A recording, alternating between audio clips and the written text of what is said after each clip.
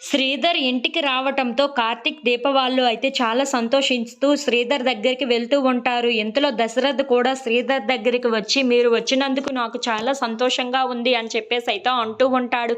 ఆ మాటలు వినగానే అక్కడ ఉన్న శ్రీధర్ మాత్రం, "నాకు ఇప్పుడు మర్యాదలు చెయ్యాలి కదా! మేము వియ్యంకుల వారం కదా! మర్యాదలు మాకు బాగా కావాలి" అని చెప్పేసి అయితే అడుగుతూ ఉంటాడు. ఆ మాటలు వినగానే అక్కడ ఉన్న దశరథ అయితే ఒక్కసారిగా షాక్ అయిపోయి, "మరి ఎందుకు చెయ్యము? నేను దీప తండ్రిని, అలాగే మీరు కార్తీక్ తండ్రి కదా! అలాంటప్పుడు మా మర్యాదలు కూడా మీకు బాగానే ఇస్తాము" అని చెప్పేసి అయితే అంటూ ఉంటాడు. ఆ మాటలు వినగానే అక్కడ ఉన్న దీప అయితే చాలా సంతోషిస్తూ దశరథ వైపు అలా చూస్తూ ఉండిపోతుంది.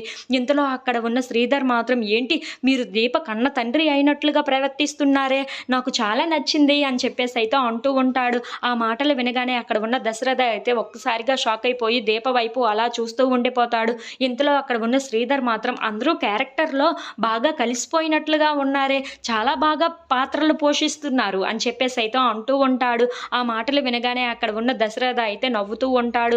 ఇంతలో అక్కడ ఉన్న శ్రీధర్ మాత్రం, "మాకు మర్యాదలు మాత్రం మామూలుగా ఉండకూడదు, మాకు ఇప్పుడు జ్యూస్ కావాలి, ఎవరు ఇస్తారంట" అని చెప్పేసి అయితే అడుగుతూ ఉంటాడు. ఆ మాటలు వినగానే అక్కడ ఉన్న దశరథ అయితే, "పిన్ని, తనకి జ్యూస్ కావాలంట, నువ్వే చూడు" అని చెప్పేసి అయితే అంటూ పారిజాతానికి చెప్తూ ఉంటాడు. ఆ మాటలు వినగానే అక్కడ ఉన్న పారిజాతం అయితే, "వీళ్ళందరూ ఇటెళ్ళి అటెళ్ళి నా మీద పడుతున్నారు కదరా" అని చెప్పేసి అయితే అనుకుంటూ చాలా కోపంగా శ్రీధర్ వైపు అయితే చూస్తూ ఉంటుంది.